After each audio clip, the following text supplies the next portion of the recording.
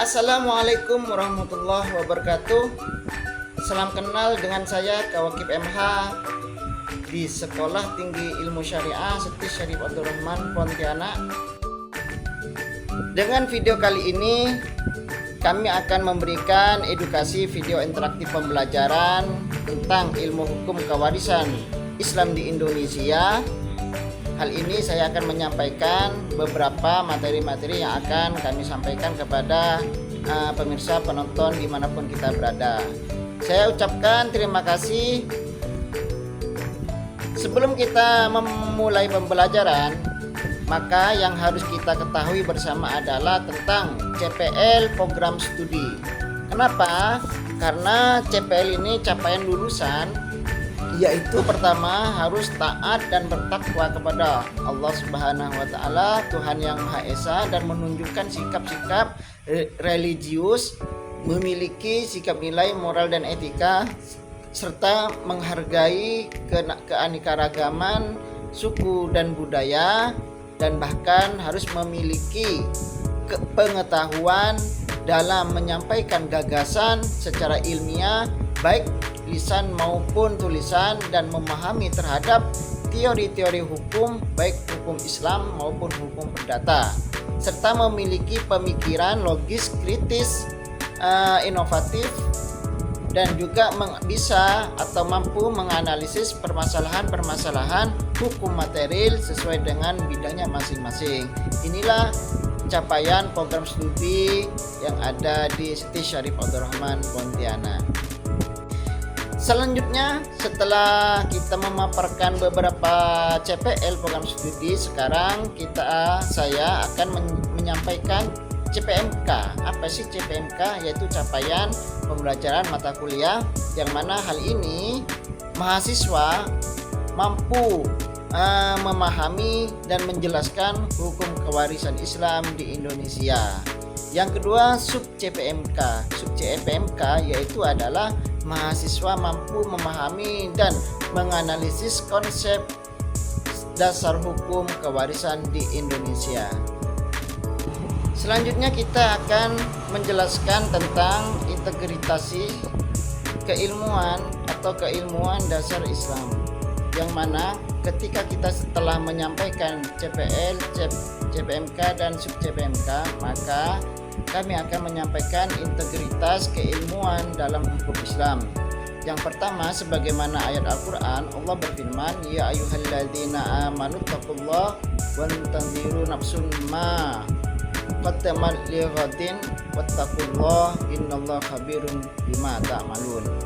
Ayat ini menjelaskan artinya, yaitu hai orang-orang yang beriman, bertakwalah kepada Allah dan hendaklah setiap hari memerintahkan apa yang telah diperbuatnya untuk hari esok, dan juga bertakwalah kepada Allah, sesungguhnya Allah Maha mengetahui apa yang kamu kerjakan. Artinya senantiasa kita selalu melakukan tindakan perbuatan baik dan bertakwa kepada Allah Subhanahu wa taala. Ini adalah salah satu anjuran, yang mana anjuran ini yang telah ditegaskan oleh Allah. Dan juga ini adalah salah satu ada integritas, ya, artinya ada hubungan antara mata kuliah kita, CPL kita, tentang apa yang diinginkan dari prodi tersebut.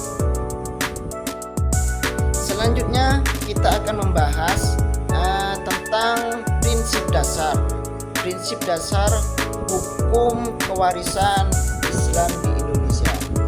Ada beberapa prinsip-prinsip yang harus kita ketahui dalam ilmu hukum Islam atau ilmu hukum kewarisan Islam. Yang pertama adalah prinsip keadilan, yang mana prinsip keadilan ini memberikan pembagian harta waris harus adil, tanpa diskriminasi berdasarkan jenis kelamin atau status sosial. Hal ini menunjukkan adalah keadilan kepada sesama. Yang kedua adalah kepentingan keluarga. Kepentingan keluarga memang penting untuk memberikan suatu harta yang telah ditinggalkan oleh ahli waris, sehingga keluarga yang telah menjadi haknya maka dia akan mendapatkan sebagaimana pembagian waris, pembagian harta waris juga mempertimbangkan kebutuhan kesejahteraan keluarga secara keseluruhan. Yang ketiga adalah prinsip kewajiban membayar hutang dan wasiat. Jadi ketika si mayit itu memiliki hutang atau memiliki sebuah wasiat, maka ahli waris wajib untuk membayar bagian dari harta yang telah ditinggalkan, dan juga harus wajib memenuhi wasiat yang telah dia berwasiat sebelum dia meninggal. Itulah prinsip-prinsip dasar terhadap hukum waris. Bukan bahwa dari tiga aspek prinsip dasar itu, sebagaimana ayat Al-Quran menjelaskan lirrijali nasibun mimma tarakal walidani wal aqrabun walin nisa'i tasibun mimma tarakal walidani wal aqrabun mimma qalla minhu aw katsur nasiban mafruḍa. Ayat ini menjelaskan kepada kita bahwa bagi laki-laki dan ada hak bagian dari harta peninggalan kedua orang tua dan kerabatnya, dan bagi perempuan ada hak bagian pula dari harta peninggalan kedua orang tua dan kerabatnya, baik sedikit maupun banyak menurut bagian yang telah ditetapkan oleh Allah Subhanahu wa taala. Artinya keadilan yang diberikan oleh Allah kepada manusia tentang pembagian harta ini, baik laki-laki atau perempuan, itu sudah ditelaksanakan. Selanjutnya adalah di dalam Impres nomor 1 tahun 1991 mengatur tentang penyebar luasan kompilasi hukum Islam, yang mana hal ini tentang buku, yaitu buku 1 tentang hukum perkawinan, buku 2 tentang hukum kewarisan, dan buku 3 itu menjelaskan tentang hukum perwakafan. Ini adalah salah satu landasan secara yuridis tentang hukum waris secara nasional atau hukum di Indonesia.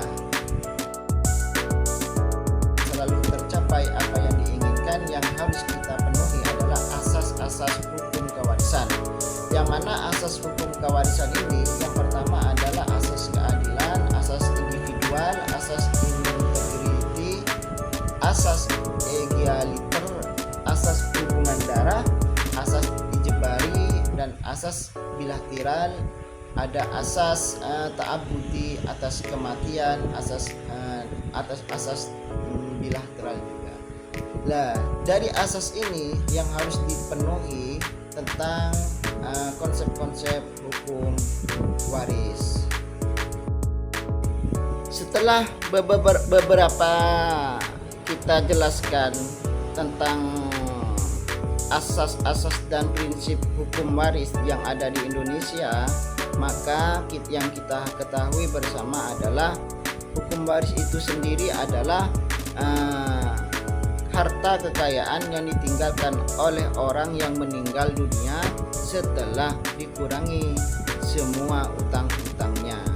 Maka ketika ada seseorang meninggal dunia dan meninggalkan harta, maka harta itu tidak semata-mata diambil semuanya oleh para ahli waris, akan tetapi harus sebagian hartanya itu diberikan atau membayar hutang-hutang dan keperluan-keperluan tentang kematian dan semacamnya. Ketika ada sisa, maka disitulah dikatakan harta warisan. Sebagaimana di dalam Islam bahwa waris diatur hukum waris itu telah diatur dalam Al-Quran dan bahkan hadis.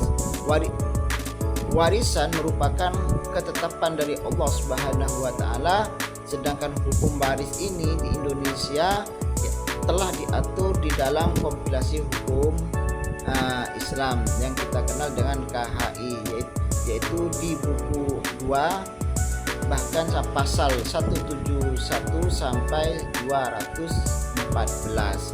Itulah tentang hukum waris. Dari beberapa penjelasan secara umum, maka yang kita ketahui bersama di sini adalah tentang dasar hukum waris baik Al-Quran maupun KHI, kompilasi hukum Islam. Sebagaimana kita ketahui bersama bahwa dasar hukum Islam tentang hukum waris itu sudah sangat jelas dan paten sebagaimana di dalam ayat Al-Quran surah An-Nisa ayat 11, 12 sampai ayat 176. Di ayat yang lain juga ada surah Al-Baqarah ayat 240. Sedangkan di dalam KHI itu ada buku 2 di dalam buku KHI. Bahkan di dalam KPO hukum perdata, KUHP perdata itu juga ada penjelasan tentang hukum pewarisan. Setelah menjelaskan beberapa dasar hukum Islam tentang hukum waris yang telah ditera sebagaimana surat An-Nisa ayat 11-12 yang berbunyi yusikumullahu fi auladikum lidzakari mithlu hazzil unsayyain fa in kunna nisa'an fawqa sanataini falahunna thulutsu mimma tarak wa in kana wahidatan falaha nisfu wa liabawayhi likulli wahidin minhuma sudus mimma taraka in kana lahu walad wa in lam yakul lahu walada waladu wa warisahu abawahu fali ummihi sudus fa in kana lahu ikhwatun fali ummihi sudus min ba'di wasiyatin yusi biha aw dayn abakum wa banaukum la tadruna anfusakum aqrabum Allah faridatan minallah wallahu faridatan minallah innallaha kana aliman hakima. Di sisi lain juga Allah berfirman walakum nisfu ma tarakal azwajukum illam yakun lahu walad wa in kana lahunna waladun falakum ar-rubu' mimma tarak min ba'di wasiyatin yusi biha aw dayn dan seterusnya. Ini adalah salah satu tanda ayat-ayat Al-Quran, ayat-ayat hukum waris. Ketentuan-ketentuan yang ada di dalam Al-Quran itu sangat jelas sebagaimana kita ketahui tentang furudul muqaddarah, yang mana suami itu mendapatkan 1/2 jika tidak bersama anak laki-laki dan bisa mendapatkan 1/4 apabila bersama dengan anak laki-laki. Begitu juga istri itu juga mendapatkan 1/4 jika bersama anak laki-laki. Jika tidak bersama anak laki-laki maka sang istri itu dapat 1/8. Itu juga anak perempuan itu bisa mendapatkan 1/2 dan juga bisa mendapatkan 1/3. Alasannya yaitu kalau 2/3 itu karena bersama dengan saudara yang lain, yaitu saudara kandung. Sedangkan 1/2 yaitu adalah saudara sendirian tanpa ada saudara yang lain. Dan bahkan seorang istri, seorang anak itu bisa mendapatkan asobah bil ghair. Asobah bil ghair itu jika bersama dengan ponakan di situ. Dan selanjutnya adalah tentang bagaimana cucu perempuan terus saudara kandung apakah masih mendapatkan apakah tidak. Tetap pasti mendapatkan dikarenakan ada furudnya masing-masing, yaitu 2/3 jika ada 2 orang lebih dan 1/2 jika hanya 1 orang. Bisa mendapatkan asobah dan bisa mendapatkan 1/6. Itu adalah cucu perempuan dari anak laki-laki. Sedangkan cucu perempuan, cucu saudara kandung itu uktun syakik itu mendapatkan 2/3, juga bisa mendapatkan 1/2, juga mendapatkan asobah ma'al ghair. Seterusnya begitu, saudara ayah, saudara seayah itu mendapatkan 2/3, bisa mendapatkan 1/2, bisa menjadi asobah bil ghair, bisa menjadi asobah ma'al ghair, bahkan bisa mendapatkan juga 1/6. Itu juga seorang kakek ketika kakek itu ditinggal oleh anak dan dan kerabatnya, maka dia hidup sendiri, maka dia itu mendapatkan haknya, yaitu 1/6, 1/6 sisa, dan bisa menjadi asoba. Selanjutnya ibu ini bisa mendapatkan 1/2, 1/6, dan juga apabila 1/3 ini jika tidak mempunyai keturunan. Kalau seorang ibu tidak mempunyai keturunan sama sekali, dia itu mendapatkan 1/3. Kalau mendapatkan keturunan, maka dihitung mendapatkan 1/6 dari harta peninggalan itu. Sedangkan nenek, bagaimana? Nenek ini nenek perempuan, 1/6 dengan perempuan dengan syarat tidak diterima sebagai anggota, dan bahkan nenek ini bisa menjadi perempuan oleh ibu. Secara konsep dasar hukum waris Islam dalam filsafat itu ada 3 konsep yang harus kita pahami bersama. Yang pertama ditinjau dari aspek ontologinya, ditinjau dari aspek epistemologinya, yang ditinjau dari aspek aksiologinya. Yang mana 3 aspek ini ada hubungannya. Yang pertama hubungannya yaitu adalah bahwasanya hukum waris itu sangat penting di masyarakat untuk memunculkan dan diterapkan sebuah hukum, karena sebagai akibat peristiwa hukum kematian seorang dapat diselamatkan. Begitu juga orang itu bisa diselamatkan karena harta. Yang kedua dari aspek epistemologi, bahwasanya hukum waris ini menjelaskan aturan-aturan pemindahan peninggalan waris kepada ahli waris, bahkan yang utama adalah Al-Quran, kemudian As-Sunnah dan hadis dan ulama yang itulah dari beberapa 2 aspek aksiologi dan ontologi. Yang terakhir adalah aspek aksiologinya. Kalau ditinjau dari aspek aksiologinya, bahwa hikmah di dalam adanya hukum waris dan undang-undang yang telah ditentukan oleh pemerintah, bahwa dianjurkan hukum waris tersebut memiliki suatu manfaat, memiliki peran penting dalam menjaga kewargaan semua anggota keluarga dapat merasakan keadilan. Itulah salah satu bentuk tentang aksiologi dalam pembagian harta tersebut. Setelah kita menjelaskan dari segi aspek filsafatnya, maka kita membahas tentang dari aspek teori dalam hukum waris.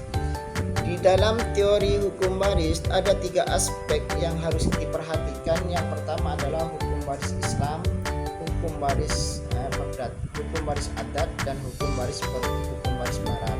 Hukum waris adat itu adalah hukum waris di mana hukum adat itu yang lebih utama dan lebih unggul, disitulah yang lebih menguasai terhadap harta waris tersebut. Berbeda dengan hukum waris Islam, yaitu pembagiannya yang sebagaimana yang telah saya sebutkan 2/1 dan semacamnya.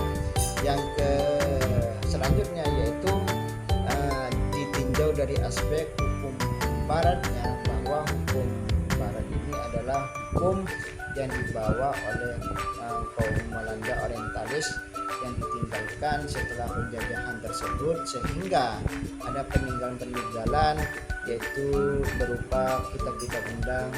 Dan juga di dalam hukum perdata barat tentang waris ini adalah berkaitan tentang pemindahan harta kepada orang lain.